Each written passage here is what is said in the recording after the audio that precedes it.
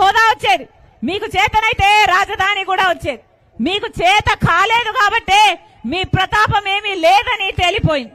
ఈరోజు ఇంతమంది ప్రజలు ఆధారపడి ఉన్నారు, ఇంతమంది బిడ్డలకు ఉద్యోగాలు రాకుంటున్నాయి. ఒక్కసారైనా ఆలోచన చేశారా? ప్రత్యేక హోదా కోసం ఒక్క నిజమైన ఉద్యమం చేశారా? మెగా డిఎస్సి అన్నారు, 25,000 మందికి మెగా డిఎస్సి అన్నారు. ఏమైంది మెగా డిఎస్సి? మెగా డిఎస్సి కాస్త దగా డిఎస్సి అయింది. ఆ రోజుల్లో చంద్రబాబు గారు 7,000 ఉద్యోగాలతో డిఎస్సి వేస్తే ఇదే జగనన్న గారు సిగ్గులేదా 25,000 ఉద్యోగాలున్నాయి, ఎందుకు భర్తీ చేయడం లేదు అని నిలదీశారు. నేను ముఖ్యమంత్రి అయినాక 25,000తో మెగా డిఎస్సి వేస్తానని చెప్పాడు జగనన్న గారు. మరి ఈయన ముఖ్యమంత్రి అయ్యారు కదా, ఏమైంది మెగా డిఎస్సి?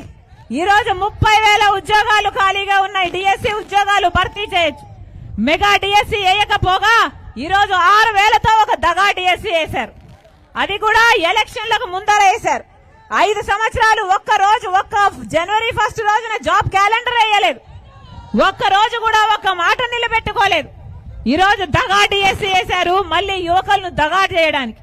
లక్షల మంది బిడ్డలు డిఎస్సి కోసం తయారయ్యారు. లక్షల మంది బిడ్డలు ఖర్చు పెట్టుకున్నారు, ట్రైనింగ్ తీసుకున్నారు.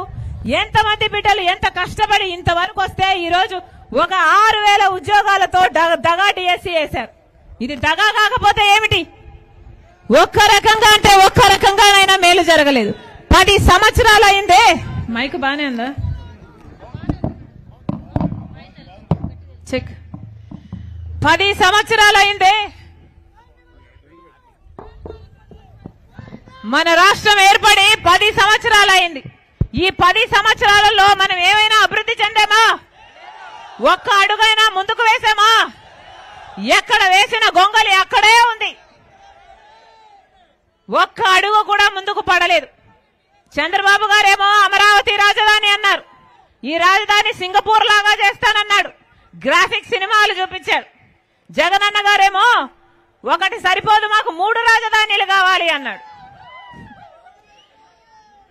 3 కాదు కదా, ఈ రోజు ఏదో మన రాజధాని అర్థం కాకుండా ఉంది. కనీసం ఒకటైనా ఉందా అంటే ఒక్కటి కూడా లేకుండా పోయింది. ఇది మన రాజధాని అని తలెత్తుకొని చెప్పేటట్టు ఏదైనా ఒకటైనా ఉందా? ఒక్కటి కూడా లేదు. ఈ 10 ఏళ్లలో ఎక్కడ వేసిన గొంగలి అక్కడే ఉంది, అసలు ఏ మాత్రం అభివృద్ధి చెందలేదు. వైజాగ్ స్టీల్ ప్లాంట్ మన ఆంధ్ర రాష్ట్రానికే తలమానికం, ఉత్తరాంధ్రకు తలమానికం. అలాంటి స్టీల్ ప్లాంట్ ఒకప్పుడు ప్రాఫిట్స్ లో, ఒకప్పుడు లాభాలలో ఉన్న స్టీల్ ప్లాంట్ ను ఈ రోజు ఆ స్టీల్ ప్లాంట్ కు సంబంధించిన అన్ని యాన్సిలరీ ప్రాజెక్టులను, యూనిట్లను, కాళ్ళు చేతులు మొత్తం కొట్టేసి దాన్ని కూడా ప్రైవేటైజ్ చేసే ప్రయత్నం చేస్తున్నారు. ఎంతమంది ఉద్యోగస్తులు, 30,000కు పైగా ఉద్యోగస్తులు ఉన్నారు, వాళ్ళ కుటుంబాలన్నీ రోడ్డున పడతాయి. అయినా కూడా